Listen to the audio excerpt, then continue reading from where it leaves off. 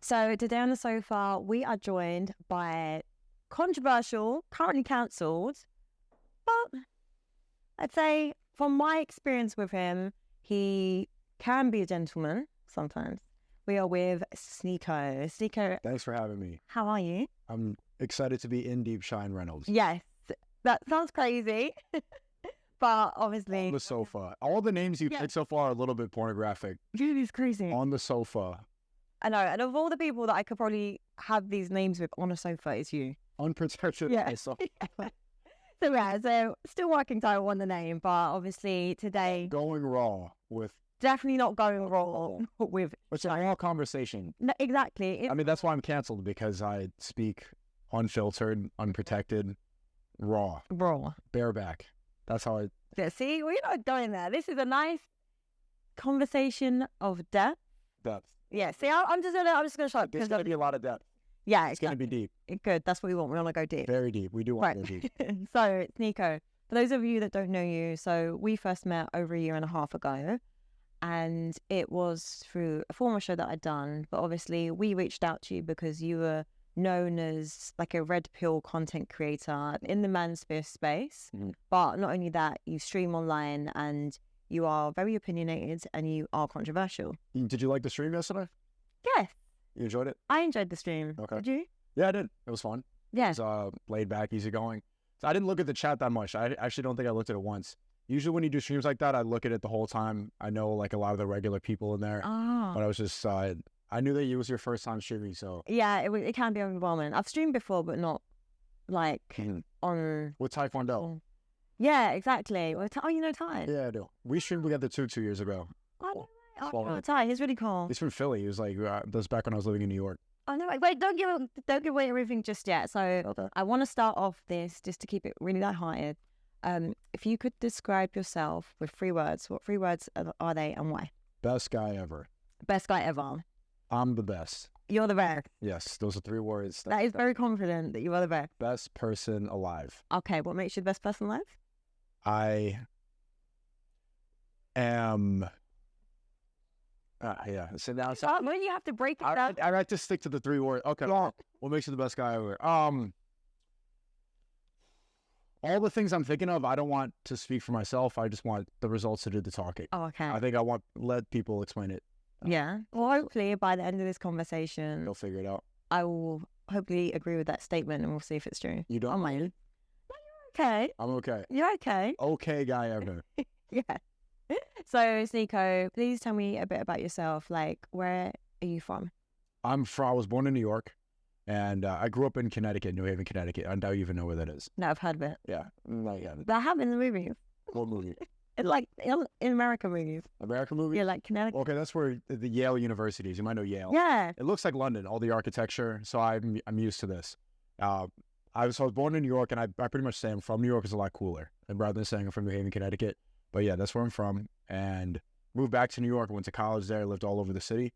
So I know New York pretty well, and I can kind of say I'm from there. And then I live in Miami now for 2 years, but I haven't been back in a while. I've been traveling all over, so I'm never really home. I'm kind of Everywhere. yeah, I'm kind of everywhere. Yeah, no, you seem like, though that's the good thing about like your work. You can travel around and live through and enjoy life, I guess. I left a bunch of grapes in my fridge before I went on this big trip.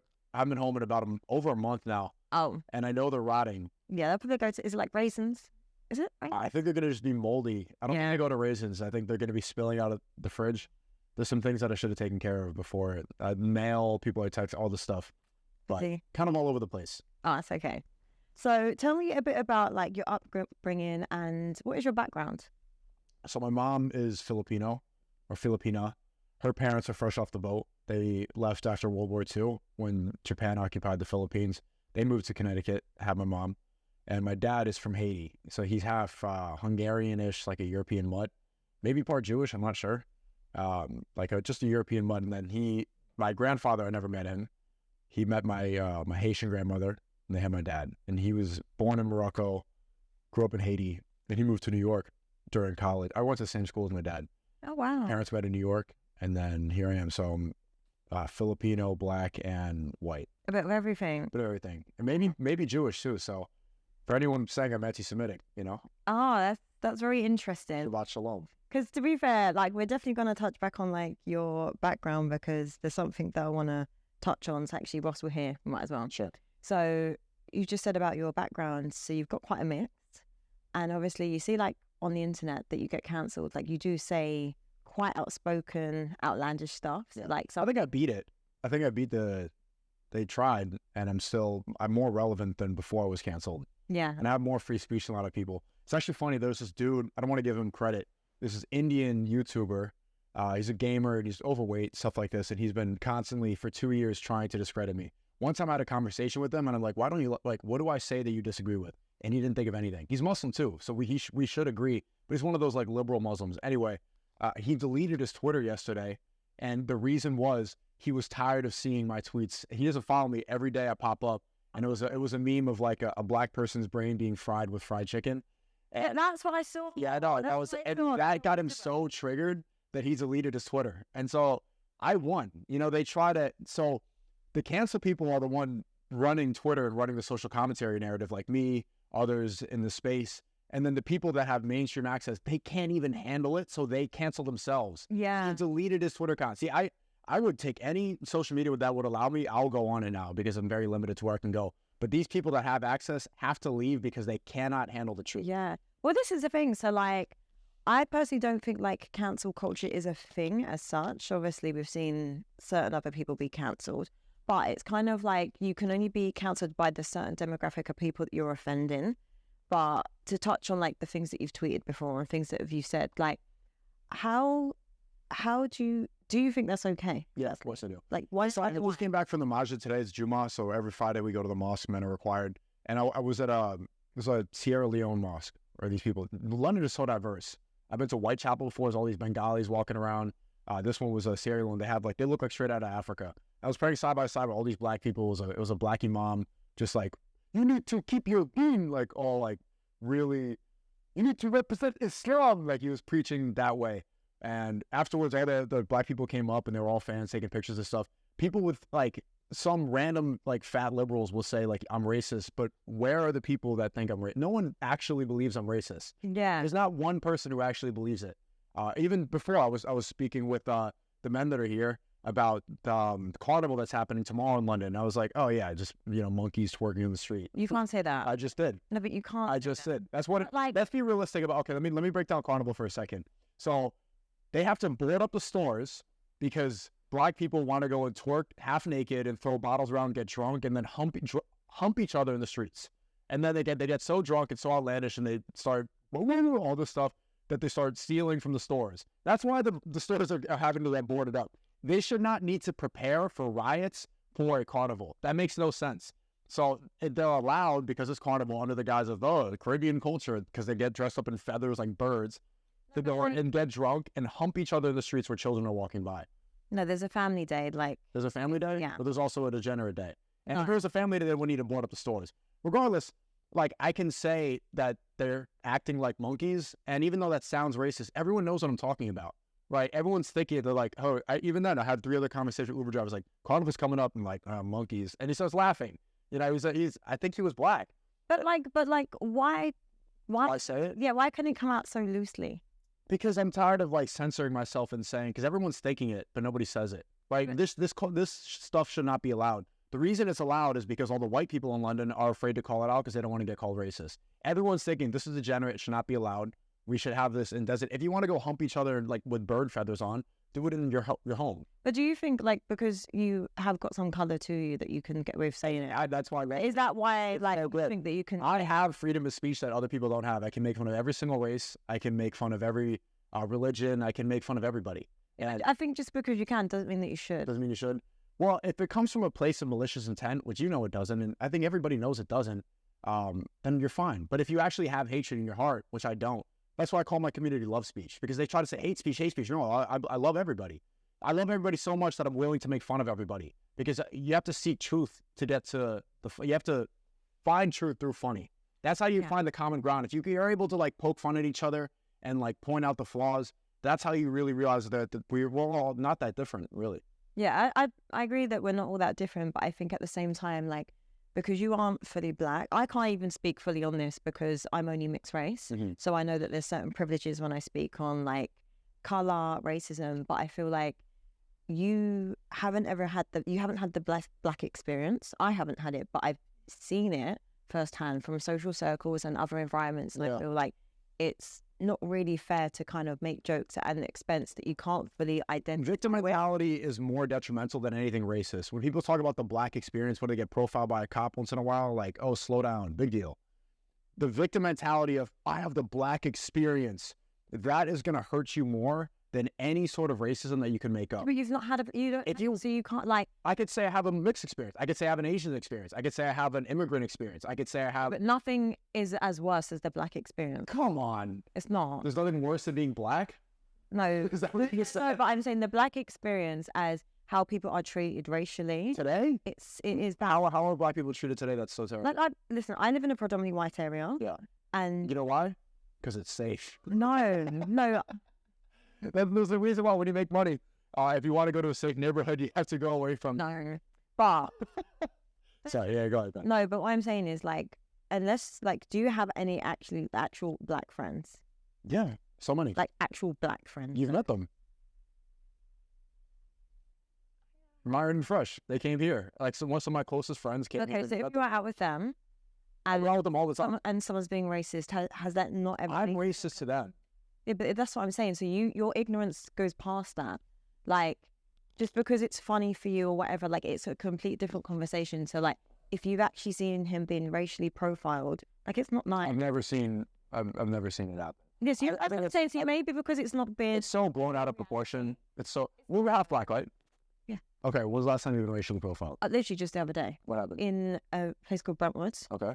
So I was walking with my friends, and then an old white man was just like, effing ends round here. And it was just, but it's like... He didn't even say that to you. Hmm? He didn't even say that to you. He was dead ass looking at us. And he said... So, yeah, so that's what I'm saying, like, it's still... Okay, but how did that affect your day? No, it's just ignorance. It affects it because it's sad, but you look past it because you can... Gosh, this old racist white guy. Big deal. No, but I'm saying, but it's the kids, he has children, he's educating, that he's passing all this ignorance down to. I think that's probably more the problem, but I just feel like I don't think it's fair that you think that you can agree with saying like certain racial tones and slurs. Yeah, black people make fun of whites all the time. They make fun of how they don't season their chicken, how they can't dance, how they sleep with dogs. Like white girls, like the... Yeah, but I know, but it doesn't come with like the years of oppression. Hey, living in a victim mentality thing we need to move on from. Like, who cares if there's oppression? Everybody was oppressed. Like, Irish people were slaves. Jews had the Holocaust. Asians had internment camps. If you live in this, like, well, this happened in the past, so I'm a victim, you're never going to sleep. And I think, like, what's happening? So many microaggressions, like, there's so much. Microaggressions? Yeah. You get over it. It's not get over it when it's happening to you, and I feel like... Okay, so what's the solution to microaggressions? No, this is what I'm saying. Like, for me, I don't have the answers, and I don't have the solution. However... I do. Not making... Get over it. That's the solution. You can't just let... Why would you let... But it's not your experience. Like, when... I'm telling you, I've experienced... People call me... I've gotten called chink before. I've gotten called nigger before. I've gotten called everything before. You've been called that and what? Of course I have. And I've just now on Twitter. Really? Yeah, just now. Before, when I was sitting down waiting because we were late, I took the picture of London. I was like, actually, don't believe the hype. London is a place where a lot of cultures, it's diverse, and it's safe right now. Don't believe the lies. And then there was a white nationalist, because there's some in the community. They said, fuck you, nigger. We're going to deport all the Muslims. Just now, I read that, I laughed, and then I just drank my tea. Yeah, but I think it's different. Like, when you live in different, you have a different environment, different things, like, you have different experiences. That's all. So I think yours are just more ignorant. I'm not saying that yours are completely wrong or completely right. Obviously, racism is wrong, but I just think the ignorance could just be a little different. I think you could tone down on that. Why? Because it hurts people's feelings? It's not even about hurting people's feelings. It's like, you've got a massive platform. Like, you have a lot of influence and people come to you. Like, you're making these things okay. But the reason I have that is because I speak freely. Because I don't let people control my thinking. A lot of people refuse to even think certain things. Like, they'll see Carnival, they'll think, oh, this should not happen. But because it's under the guise of Carnival or Caribbean culture, they shut their mouth and they don't speak about it. I can speak freely without being... I'm not afraid of being called racist or being called any of these words. And that's why people resonate, because they're like, oh, yeah, I kind of agree. But I just wasn't allowed to think that. And so that's why they resonate with what I say. Then you need to have people like that. If you let your feelings dictate instead of what's true and what's logical, then we're never gonna see what the truth really is. Yeah, no, I understand what you're saying, but I just think it's a very difficult conversation space to navigate, like, in general, especially when I feel like we come from a place of privilege. And I think you have to also accept that you speak from a place of privilege. Why? Why is that? Like you do, like for you as a whole, being a mixed race person, being the kind of person that you are, very outspoken, like. What's the privilege? You are, like, you have the privilege. Of what? Of a lot of things, of opportunities, of life. Do you not think? Privilege of opportunities? Yeah. What opportunities do I have that other people don't have? Why don't? And in the first world, in the Western world. Compared to like 80, like, yeah, those people are really poor. But I'm saying... you are in a privileged place in your life now. Okay, what about other black people or the people you're saying are victimized? Do they not have the same privileges I have? We have privileges, but at the same time we don't because of ignorance. Like what? Racism. But we can't keep going around. I just said that I get called racist things all the time too. But you don't have the racism that, like, black people have, and all those. It's like you are treated different when you are darker skinned. But the only example is just being called a slur on the street. It's not the only example, and you know it's not. So we're not gonna act like. I hear people say this, but I don't know what the actual. But that's what I'm saying though. So if you haven't, there's a lot of advantages that black people get in America when it comes to like school. When it comes to about that. Affirmative action. A lot of minorities will get privileges and get access to school that white people don't get. Or Asians, for example, they have the highest test scores, but they won't get into school as often as a black person or a Spanish person because they want to have diversity. If you look at any university's website, the first person you see is a mixed race, curly hair. They want to shove diversity everywhere. Even Kamala Harris is probably going to win the election in the United States because she pretends to be black. And having that victim complex of, oh, look how much of a victimized minority I am, that resonates with people, that taps into empathy. I think part of the reason Kamala Harris right now, even though she's Indian, is winning in the polls against Trump is because she's pretending to be black. Because people like the fact they think the white people are evil. We've been saying this so much that white men evil, white men evil. What do white people even control in America? What are they really in charge of? Where's the white supremacy? The reason Trump should win, if you look at his economic policies, if you look at his foreign policy, he's the better president of the two. But the reason people like Kamala is because she's not a white guy. There's a lot of privilege minorities have. No, that is true to some degree. I feel like just on this topic as a whole, it's really hard to speak on it. I think just both of us being mixed race, we can't speak completely freely in an aspect where we don't fully understand because we don't have the capacity to understand. So you can't understand other races without being... No, we can have empathy, but you can't understand it fully. So, you can't. So you have to be like a dark-skinned Ooga Booga black to understand blackness? Look, we're not going to do that. Was that what you're saying? We're not going to do that. Okay, but do you have to... You're not stupid, are you? You're a smart person. Okay. So why are you... Is that what you're saying? Genuinely, like, you're a smart person. I'm trying to figure out what you're saying. No, but listen, we're not on stream. Yeah, no. I liked you as a person. I think you're actually a decent person. So, like, when you say certain things, whether it's to trigger, whether it's to whether it's for clout, like, there's no... It's not for clout. No, but for me, like, I don't find racial slurs and tones funny. So you're not impressing me in this conversation. I'm not impressing. No, but that's what I'm saying. That, but when you're having a conversation with actual people that want to get to know you on a level, want to talk to you, having certain racial undertones and slurs, isn't funny. So I was saying Ooga Booga. No, like, you don't even need to try and like make a joke out of it because it's silly. Okay. Like when you're trying to talk to someone, I'm smiling a little bit. No, because I'm laughing because it's stupid. What's stupid? Ooga Booga? No, you know that you're being stupid. They're laughing. I mean, let me break that down without saying words that are going to offend you, okay?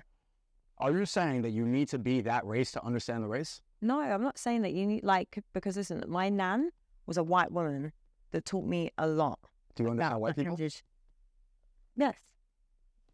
I understand. It's not saying you can understand, but not fully. You can have empathy, but you're never going to understand that experience. I do not understand the white experience. Like, I don't. I do not understand the black experience. I'm not fully black. I understand the mixed experience. And that's all I'm saying. Okay. I think you can understand other people's experiences without being them. Not really. So we'd have to agree to disagree here. But anyway, less about other people. Like, I want to get to know you here. So I want to talk about your childhood. What was your childhood like? It was great. I have good parents. I was raised well, Northeast. And there was a lot. I was thinking a lot about the race thing when I was growing up. A little bit confusing mix. Like I was in a predominantly white area. Had a lot of different friends, but predominantly white. And so that was like, I did have that identity crisis for like, what am I, you know?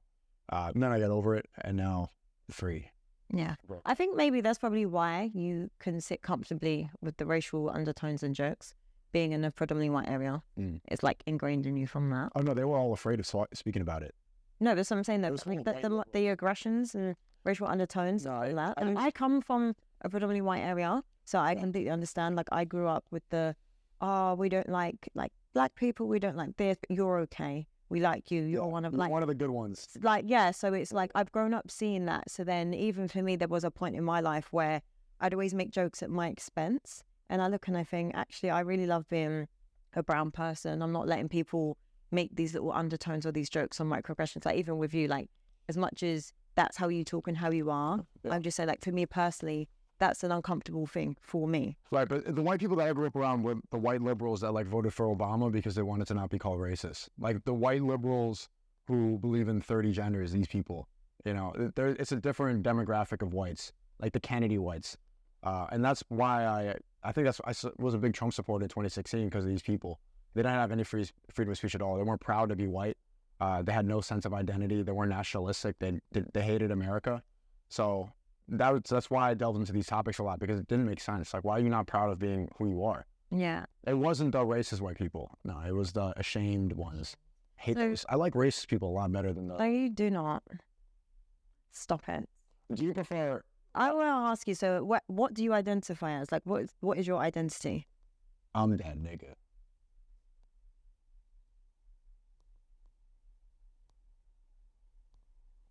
Stop it. I identify my pronouns, or I'm him. I'm him. Okay, so that's your pronoun. Mm-hmm. Okay, so what did you want to be as a child growing up? I wanted to be a comedian at first. I just saw Louis C.K., Dave Chappelle, wanted to be like them. Earlier, I wanted to be a football player. Then I wanted to be a film director. And then I wanted to be a YouTuber. And so I did it. I did it. Yeah. That's interesting. And it's a lot of things. It's kind of all the creative things, right? And like sports and creative. Yeah, the football thing didn't last that long. It wasn't that good. Oh, no? I played at a high level, but it wasn't my passion. My passion was creating, like film, comedy, these things. Yeah. So I wanted to combine the two. Yeah, because I saw a video of you doing stand-up.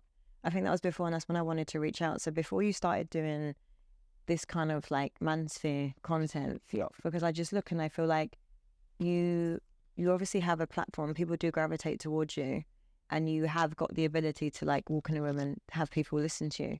So I wonder, like, why not a comedy, and why not like something that's more like, I don't know, it's different to this very intense red pill content. Mm-hmm.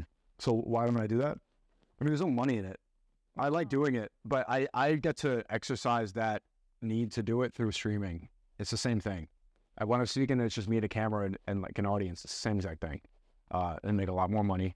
There's no money in stand-up comedy. It's just like a bunch of drunk losers. Also, it's not funny anymore. Like, stand-up sucks. Have you seen a stand-up comedy show? Yeah. They all suck. No, my friends are quite funny. Who? I know some comedians. Name one. You wouldn't know them, like Christopher Savage. He's very talented over here. Is he? Yeah, I'll put you on. I don't know. I go see, every time I stop by in New York, I watch a show. And there's guys I do like, you know, the routine club comedians, just like Aaron Berg is good. David Tell. But they're like the closers. They're the veterans who've been doing it for a long time. If you watch like any other people, they're so filled with like the atheist liberal ideology. They're not funny at all. They're not able to say anything. They're just like, how about these Christians? It's just dumb, gay. I don't like it. I like comedy that pushes boundaries, and everybody's afraid to now. So yeah, that's true. No, but I definitely agree with you when it comes to like certain things in cancel culture and the very sensitive. It's too sensitive because stand-up comedy has to be in a city, and the cities have been so indoctrinated with that ideology that they can't push any boundaries. And anytime they do, Joe Rogan just had a special and he made a joke about Michelle Obama being a man. And during the special, he immediately apologized for the joke to get the... Yeah. It's just like, just say it. Yeah. Say she's a man. No, but I... Say Mike Obama with your chest. She has a big back. She looks like Mike Tyson. No. I just... Say it with your chest. No, but I feel like, but this is like the art of comedy, and I feel like maybe you should just be a comedian so you can just get away with everything that you say and not look like a dick. But you're still going to look like a dick. Thank you. Welcome. So I wanted to ask you, can you actually talk me through like the actual red pill mansphere content, like everything, like what actually is the mansphere? I mean, I'm not really in it anymore. I think it's kind of cringe. A lot of these people just obsessing over how women view them I think it's a kind of a gay way to live. Like your frame and you're hyper analyzing how your interactions and how she thinks of you. Like if your existence lives in the minds of women, that's such a shallow form of living. I want to transcend that. I like to follow God. I think it's really cringe. So, but do you think? But it wasn't cringe when you were advocating it. So do you think it's going to be I hard? don't know if I was. There's a lot of stuff that I resonate with. A lot of stuff that's really good about it. They embrace masculinity in a way, not fully, but in a way that's better than the alternative that you see in London and New York. So it's a good way out of that. And there's like a message there that I can get behind.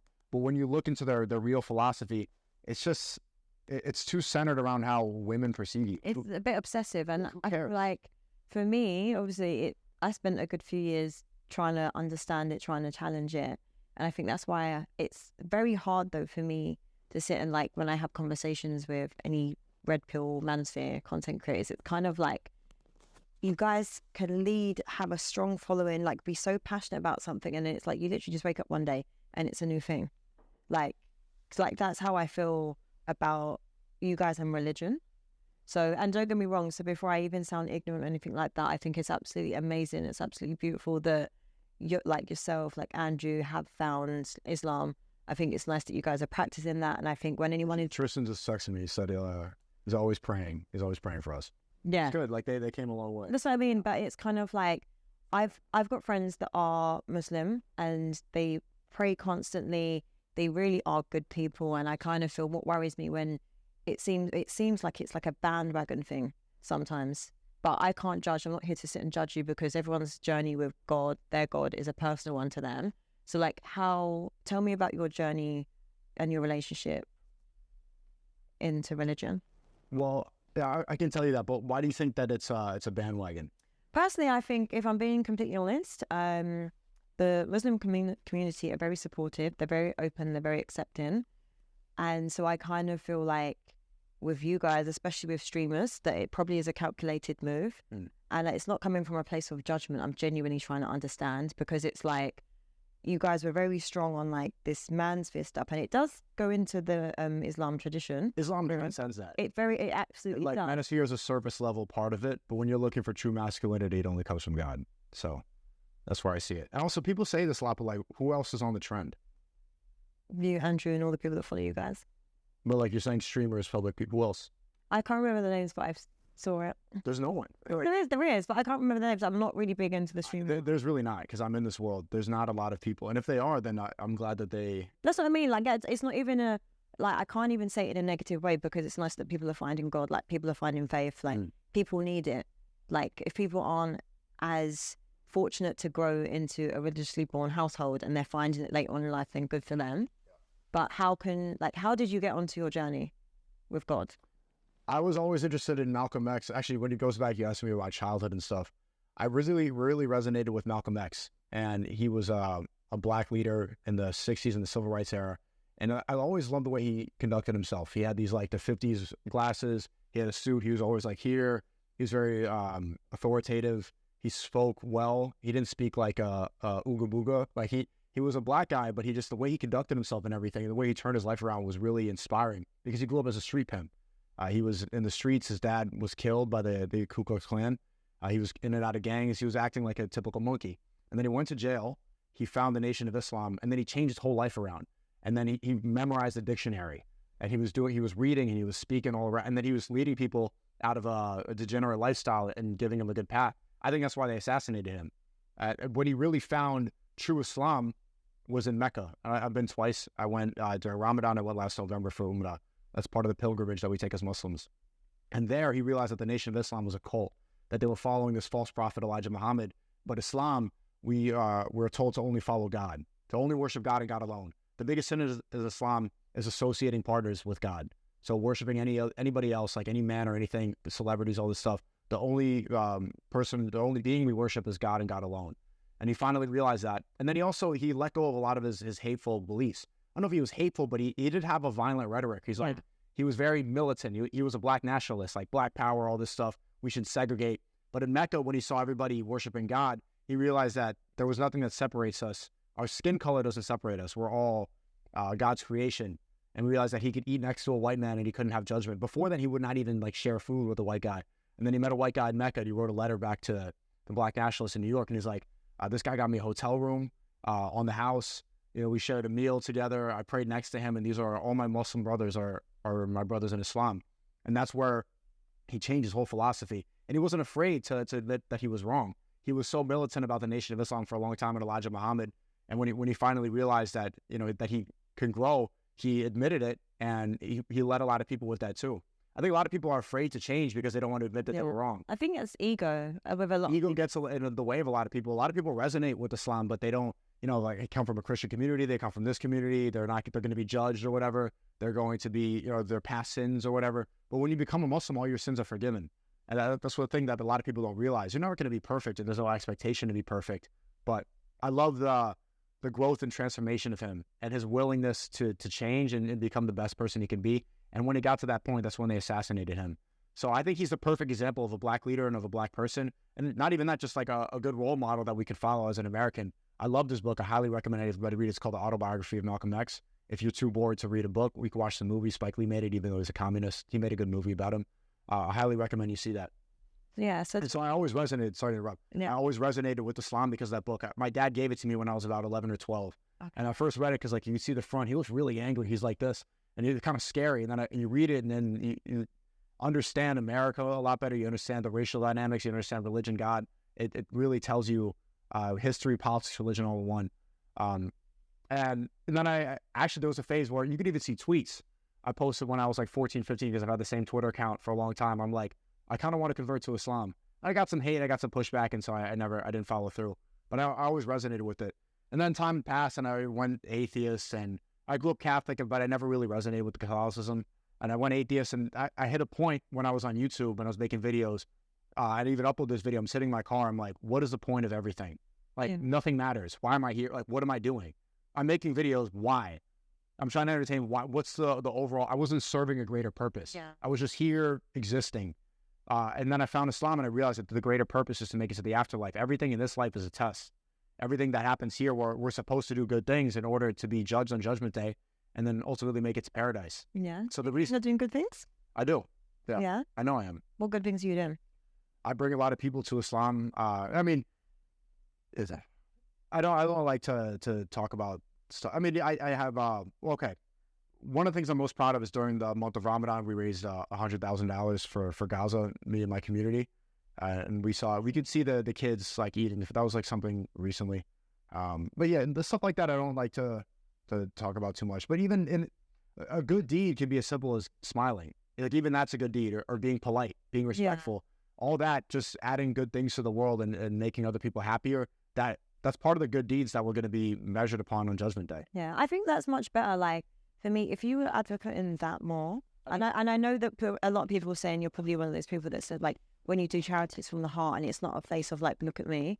But I feel like when you're advocating that, like charity work and raising money and actually helping, like, making a difference in the world instead of, like, telling men to get vasectomy. I've never said that. Yes, you did. You've said it. No. Did you get a vasectomy? Yes, you did. Why you never said that? I debated with the godfather of the red pill. This is the dude who wrote the red. You challenged me, and you challenged it before. I never said get a vasectomy. You did. No, I didn't. You did. What? On my old show. Play the clip.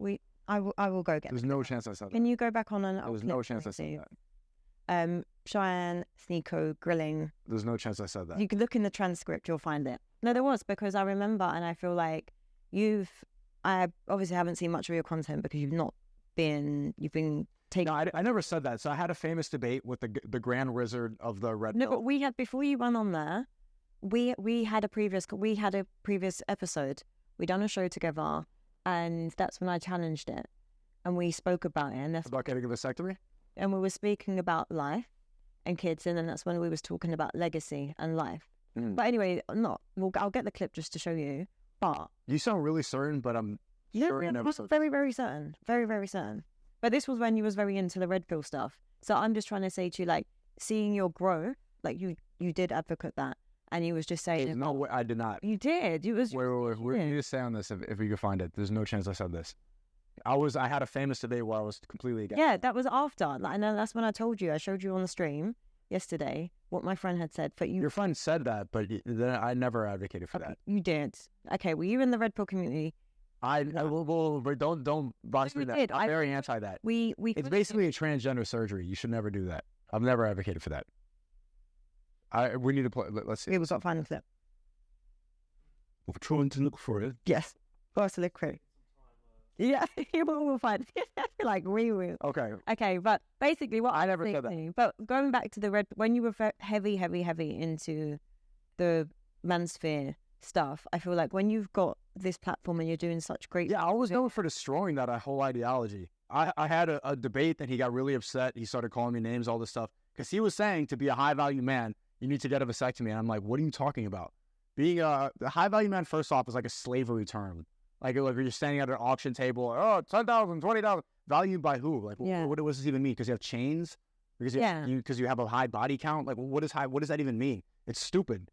So don't ever, how much money you have in the bank? It's all garbage. Though, like, going back to when you said, like, when you were younger, did you say atheist?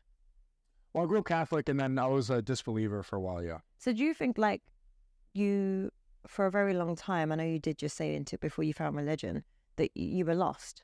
Yeah. Because it's like you needed to find purpose because there's no meaning. There's no meaning without Islam. Because when you say like 1 minute it was this, your belief was this, or you were following this, and then it was kind of like maybe even your relationship with yourself when you wasn't sure with the direction you were taking your life maybe. And the only reason why I'm asking and I'm saying that is because maybe a lot of viewers couldn't resonate with it because it's like you're on this journey now with your faith, but before it was kind of like, are you just doing things because they're trends? No. What? And like, and was you scared? Like, have you ever been scared to just be who you are? But now, obviously, you've discovered who you are with this journey of Islam. Mm-hmm. Does that make sense? Because you were saying, like, you once put on a tweet saying that you wanted to be look into like Islam, and then you said that you got a lot of hate, so you didn't. No, that's not why. But I just never followed through. I was like 13, 14. Yeah. And if you're not around Muslims, then they have a hard time resonating with it or finding it. I put that out there. The idea was there. But, I'm in the Northeast with a bunch of white Christians. How am I going to be able to become a Muslim? Fine. There's no masjid in my area. So how did you get introduced to Islam? I had actually a lot of the Dawah guys. I did a stream with some of them yesterday. I was streaming, and I hosted a debate about the Trinity Christianity, and I put a debate against a Muslim and a Christian, and then I heard the Trinity being explained. And as I started to become more aware of how the world works, and as you get red-pilled and you realize the control mechanisms that all lead back to Israel, you start to look further and you start to look for answers. And then I realized God was real, but I didn't know what religion it was. And then when I listened to the Trinity and stuff like that, what I believe is in pure monotheism. I believe in Islam. We believe in this idea called Tawheed, of the oneness of God.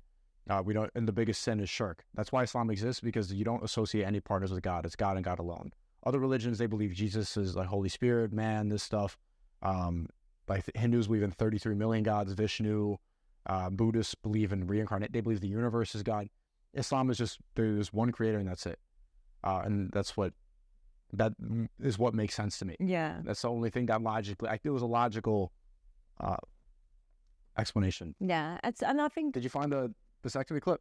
It doesn't exist. I will find it. It's not even making it up, and it's not being delusional. Like, we sat and we challenged it because I remember we had a long conversation about... You were probably bleeding that day. No, I was not bleeding that day, and you're not going to do that. You're not going to be... You're not going to... You sound hormoned. I'm a woman, so of course I can be hormonal sometimes. And that's what I love about being... And it's okay, yeah. So, like, there's no point, like, to do these little, like, microaggression things. It's not microaggression. No, whatever these little statements you're trying to do in this moment is not going to work with me, because, yes, I am a female. Yes, I can be hormonal. But what I'm telling you is we've had a conversation before, and we got into a debate about it, and it was about legacy. Because you was then saying about men don't need to have kids. You can have loads of wives. It was on that conversation. Yes, you did.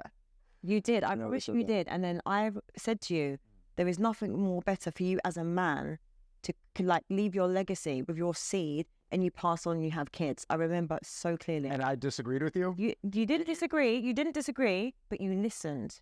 to what I had to say. Okay, so you're saying now you're just... No, I'm not. So I listened? No, you listen. So you think that you taught me about No, this? it's not. No, listen. It's not. I'm not trying to get like, oh, I taught you this, but I'm just trying to say... Say what? Like, firstly, this is an example of the male ego. But what are you trying to say? The male ego side. I'm even lost where we're at, but I was just getting to a point of the trends on saying things, because originally I was trying to actually give you your credit and say it's nice that you're doing something positive. You found religion, right, and that you've changed from what you were doing, because why do I make you? I've always lived in how to... Okay, but I'm saying, but when we first met, we was challenging each other on our beliefs. You was very heavy into the mansfield red pill concept. You said vasectomy. Yes, because you said that. I did not say that. Okay, whether you... Right, we'll have to agree to disagree. No, we don't. I could just prove you wrong. It's and might not have made the edit, but we did. We sat there for hours on that day. And there's nothing wrong with that, because like you said, going with what you've learned, with Malcolm S, learning, no ego and growing. But don't try to take credit first. I'm trying to take credit. I'm just saying to you, like, we sat there on those blue chairs. You keep saying that. Because we did. Like, I promise you. Where in the video? I don't know if it even made the edit, but we sat there that day.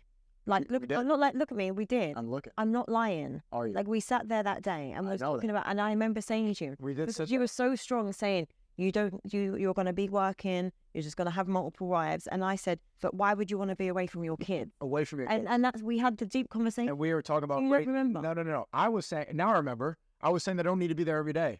Then you said, and you was like, and then you were saying about kids, and then I was saying, then we got into the conversation about. I was agreeing with kids.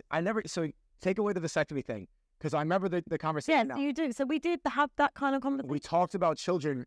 At first, you started saying I was advocating for vasectomies, which is great. What I said was I don't need to be home changing diapers every day. Now I remember.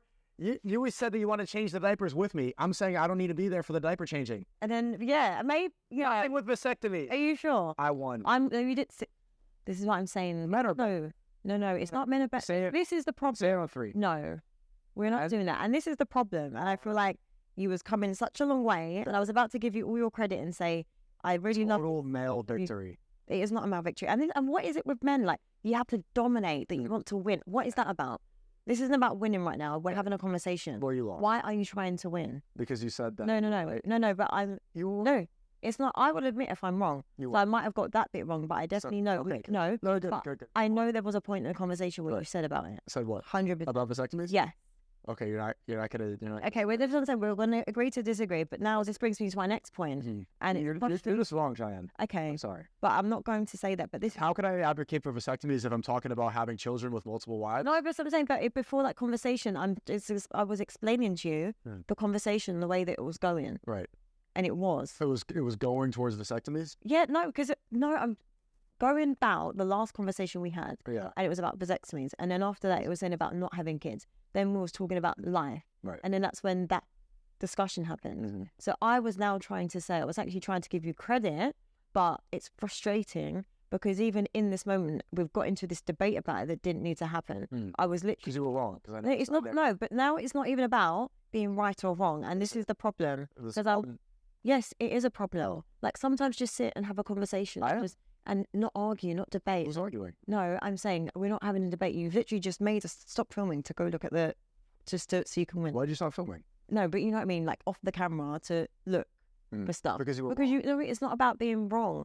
But you said I'm something trying to guide and steer the conversation, and then you want to navigate it. So you can be right in this. Well, because you said something that was actually incorrect, and I needed to show you. Incorrect though, because we haven't watched it, so we'll watch it off camera. But I'm saying you don't always have to be right now. Like, very frustrating. Yeah. So, and I hate doing this. Okay. This is the male thing and the male ego, but we was just having a conversation about the male ego, and you are proving that to be so true. I am. And it's very frustrating. I'm sorry. Thank you. Are you okay? And I'm sorry as well. See? That's us being adult. Right. I won. And so going back onto everything that we've been having a conversation with, and about you clarifying that you're not jumping on trends. Do you truly feel like you're in a space where you truly feel seen? Yeah, but I don't know if that's a metric of success or something that's good or bad. I'm literally on camera like 24/7. No, but not even success. So I'm always being stood. No, but do you feel like on a personal level, like, because I know for me personally, sometimes I feel misunderstood. I feel like, take away the internet, but I'm quite a complicated individual, and I find it very rare that I meet someone that gets it or gets me. Mm. So I want to see if like You want to how feel you seen? feel. By the right people. Mhm. Do you feel seen? And if so, do you feel seen? That's not something that matters to me, really. No. No. So what matters to you? What matters to me is my family's okay, that I'm on Dean, doing the right things, and succeed in my career. Yeah. Those things that matter the most. Yeah. And my people are okay, and I'm okay. And So who are you? who am I? Yeah. Who are you? I'm this guy right here. But who? I'm another man that God created. Another one that God created. I don't think I'm that special.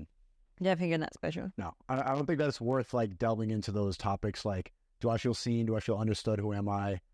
Does this matter? Like, I think that's those are pointless thoughts to have, Why though? because there's no answer to that. Like, who are you? There's no specific answer. You're just a guy.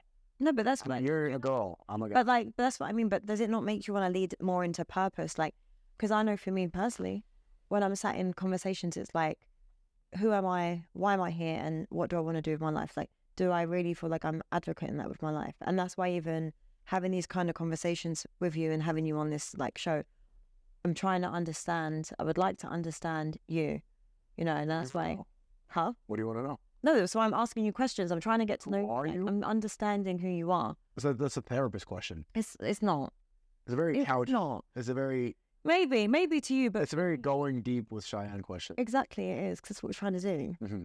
But I feel like it's important. I think when you're putting yourself out into the world, and I think what we do for a living, it's not that many people can do it, and I think it's you might think it's easy, but it's also a very hard thing to do, to put yourself out there like that. Like, energy is contagious. Energy is real. And you're sharing it with people. Yeah. You're sharing it with so many people. Mm-hmm. And that's all you have to say. It is what it is. It is what it is. It is what it is. I don't really think. Does it make you feel happy? Like, how, when you're doing this, like, how do you actually feel? Like, because right now, you feel like a robot. I feel like everything, well, You don't think sometimes you are a bit scripted. It's like you go into this autopilot scripted mode where you're like, da-da-da-da-da, like, you have this, and this is facts. Like, you talk about Malcolm X, and then you talk about God, and it's great, because they are things that... What do you want me to do? You want me to cry? What do you want? No, I don't want you to cry. I want you to just be really present in the moment. I am. I'm right here. See, if I wasn't, you see the way I'm looking in your eyes? That's present. Yeah. You can't fake that. Good. Okay, so who am I? Am I happy? I'm a very happy person. Yeah. I'll never have to working hard and doing the right thing. Yeah. So, like, what's working hard? And why do you think you work so hard? Like, why are you aspiring to work so hard? What else are you going to do? There's nothing else to do with your time. Yeah, but going back into, like, leaning into your faith and stuff, if it's about procreating, family, love. Well, you can't procreate and have family if you're not doing well. You can't provide and be an example if you're not successful, if you're not being a good role model for your kids. Yeah. So there's nothing else to do but work. That's why I'm my happiest, when I'm working and I don't have too much time to ponder. I've been at that stage where I'm like, who am I? What's going on? What is this? And I've just found it to be a giant waste of time. Instead of wasting your energy there, just do something productive. Yeah. So what's your thoughts on, like, mental health? I think mental health is kind of gay. No. Well, that's your thoughts and opinions, so... I do. Yeah, you can't say no to my opinion. I think that it's delving. The more you think about it, the more real it is. So I don't think about this stuff. Yeah. But it is real, and I feel like it's a hard space, because I actually totally understand what you're saying when you say, like, the moment you start focusing on it, your mind can take you to so many different places when it doesn't need to. Like, it's really hard, and going into, like, victim mentality and stuff. So I kind of feel I do really understand when people say, like, mental health, it exists, but don't go too deep into it. But I feel like you can't just say it's a gay thing. Like, what the hell? It's gay. What is gay? If you think about it logically, being depressed is really retarded. That's such a dumb thing to choose to do. Because if you say I'm depressed, you're choosing a state of an action. You're choosing an existence where you're slow, you don't get up, you don't shower. You're choosing to be a loser. Being depressed is being a loser. And so a lot of the people that think they're depressed, I just tweeted earlier, I'm like, you're addicted to porn and you vape all day. Like, yeah, you're depressed. Your head's all messed up. You're thinking about the wrong things. You're programmed with wrong stuff. You can't get out of your bed. You have no energy because you've been jerking off all day. your lungs are clouded with vape juice, like, No, but yeah, you're gonna be depressed. But you don't think like a lot of people like are lost and a lot of people need nurturing. A lot of people come from a lot of people that suffer with depression as well. Like it's because of environments that they've been brought up in and stuff, and it's like a cycle and it's like a pattern. So I think just to say, oh, that's gay, firstly, it's childish, and just like dismiss it. It's like very dangerous. It's the best thing to do is dismiss it. This goes back to the racism thing earlier. The more you believe it, the more it's true. And I think a lot of these people, if they feel like they have no purpose, like just come to Islam. It'll give you all the answers. Islam gives you a way of life. It's not just a book. It's not just following God. Islam tells you exactly what to do. You have the perfect role model, the Prophet Muhammad. You know how to live life, and it's very simple. Islam is very simplistic, but it also gives you all the answers. These people that have no purpose at all, a lot of time they fill it up with drugs and they try to fill the void with like degeneracy. Escapism, isn't it? Yeah, they escape nonstop to not think about what you're supposed to be doing.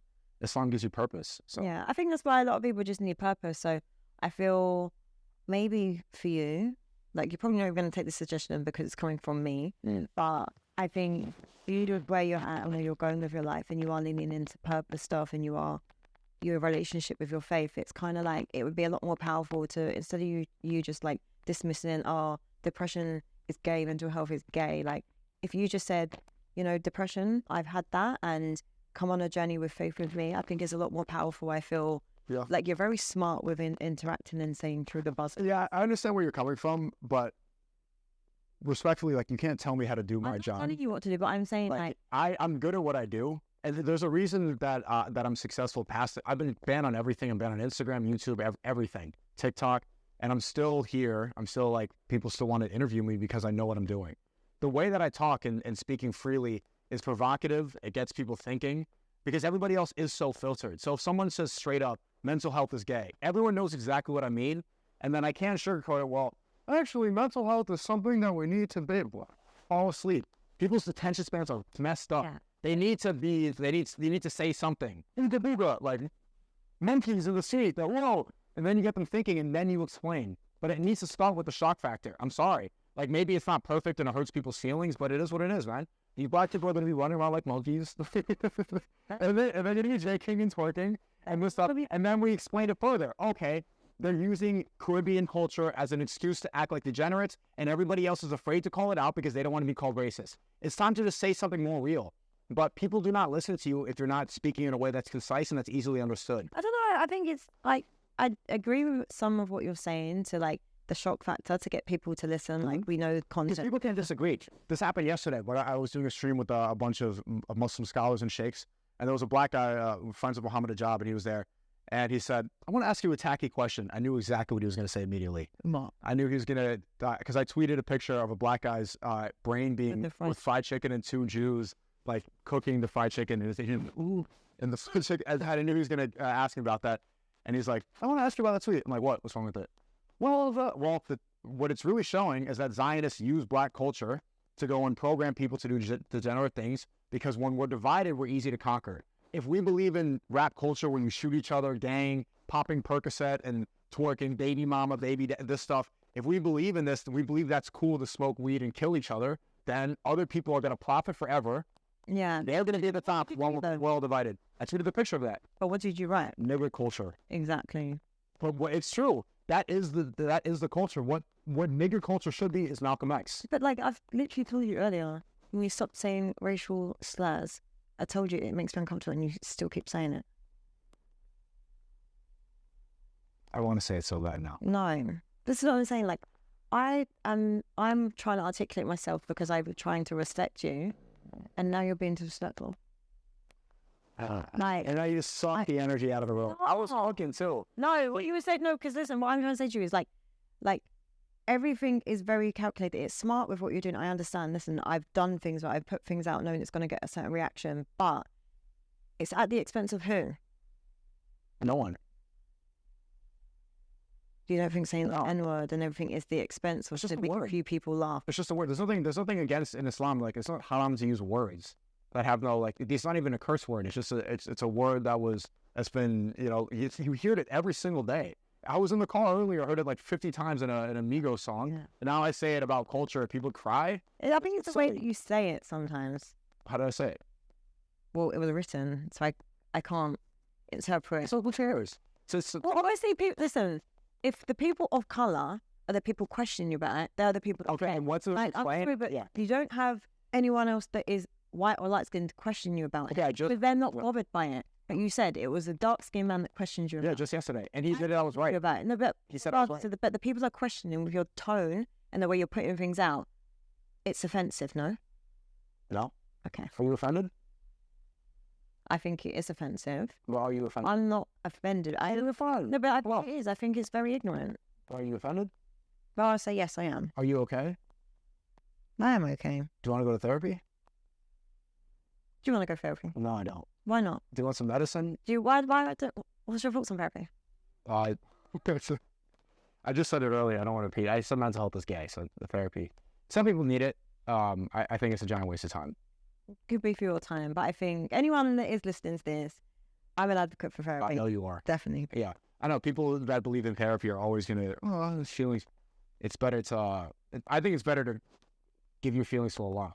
Like, well, I had a death in the family recently. And sorry to hear. Yeah, so it's fine. And then this was my reaction. And this is the best headspace that I've been in. I found out, and then I streamed for 8 hours straight. I didn't think about it once. It was like in the back of my head, but I was so focused on what I was doing that I didn't think about it. As soon as the stream ended, I prayed, cried, and then that was it. Do you not think like one day you just like the way you I let it out. Sniffing. I let it out like when I was praying. After you praying. Yeah, I prayed and then finished the prayer, wiped my hands, and got back to life. Okay, and it's better than like talking to someone else. If I sit on a couch and talk to somebody, it's inauthentic. You're gonna try to be impressive. You're gonna try to entertain the person. You're gonna fabricate the story. The one being that knows what you're thinking without any sort of filter, that knows, because you can't lie. You can't lie to Allah. He's all knowing. He's all merciful. He knows everything. There's nothing that you could hide. So it's better to share your feelings with him. Yeah. That's the way to do it. I find therapy to be a waste of time, especially for boring people that are not interesting. I think that they want to like unpack their childhood and sit down. But I think it's important. I think like... No, it's not. Move on. Your childhood was in the past. We're grown adults. It's a great... like what you're saying, I completely agree with. I think it's a very logical response to a situation. But I think there's also emotional thinkers in the world that actually do need that help to unpack things and understand things. Because some people have patterns. And most people don't. Cycle. Like, I don't think you need therapy. I don't think so. I think a lot of like people in London, New York, they're like, you can hear them walk around. I just talked to my therapist, and you don't need therapy. You just want a friend, and you're paying somebody to listen to your porn. I think it goes to life. I think people want validation, regardless, no matter what it is. And I think when I know that I've had therapy sessions, I know that I've needed to, it's like that validation or that reassurance in moments. And I think going back to like faith, it's when you feel that security, unable to lean on someone for something, whether that is your faith or if that is your friend or that is your therapist, I think it's really important. I think we have conversations and we learn things and we take things in so many different ways. What's the most important thing you learned in therapy? About myself. Okay. What? It was the relationship that I had with myself and the... What? Yeah, the relationship that I had with myself. Okay. And that I need to trust myself more because it was you don't like... trust yourself? Stop it. I'm confused. I don't understand. I'm not trying to make fun of you. I don't understand. So what I learned in therapy is the things that were affecting my life, I had the capabilities to deal with it myself. You didn't know that before therapy? No, do you know what it was? I knew it, but it was one of them ones when, like I said, sometimes we need that moment of reassurance or that validation or just that motivation, that empowerment from something. So that's what a lot of people might do. So whether it's watching your content, they feel seen and they have a voice and they feel validated. Whatever it is, however people take it, like it's very important. I think you could have figured that out. Not really. Sometimes you don't, because sometimes you just hit a wall. Like I look back now, I probably could, but in the time when your mind is a mess, when you feel like you don't actually know what way to go, because I'm a big advocate for therapy, but with the right therapist. I do agree that therapy can be detrimental because it can give you a victim mentality and it can keep you in a space where you can't grow from.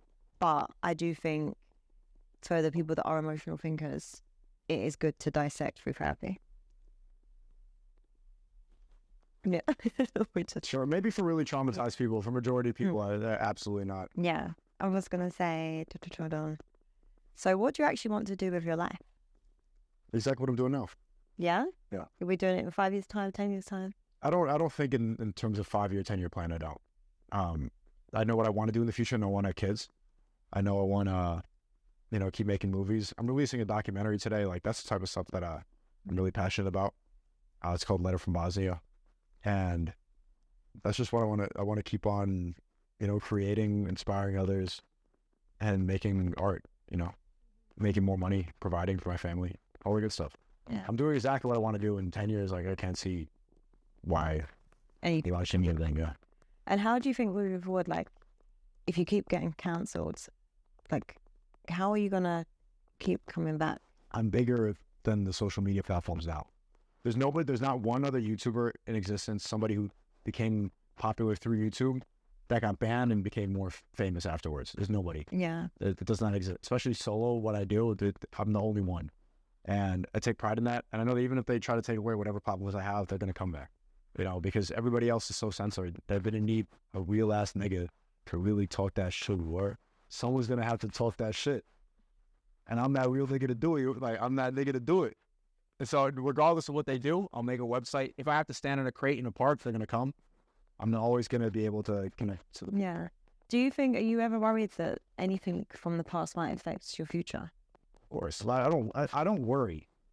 Of course, that's going to happen. It's inevitable. Like, things always going to come and haunt you.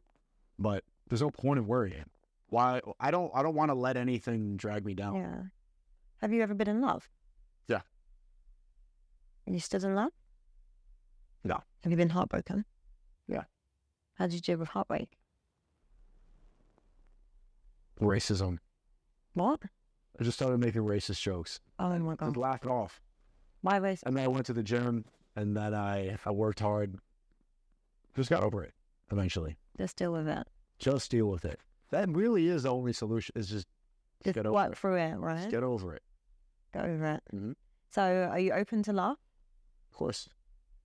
How are you open to love? What are you doing? Or are you just... You want to find out? open? Yeah, show you. You're going to show me? Yeah. What are you going to do? I'll show you how open I am. Okay. I got a big heart. I think deep down you have a big heart. Not deep down, it's right there. I'll show you my heart. Under all the, like, racial, ignorant, homophobic tweets, the heart is there. It's right there. Well, I don't want to hit the mic, but It's okay. the opposite side. What is a quote that you live by? Seek truth through funny. Oh, of course. Seek truth is funny. Mm. I can't even ask for an example because that is literally what you've been doing. It's the whole thing. It's the whole interview. Yeah. And what kind of legacy do you want to leave? I want to have inspired people, made people laugh. I want to have made people think, uplifted people, and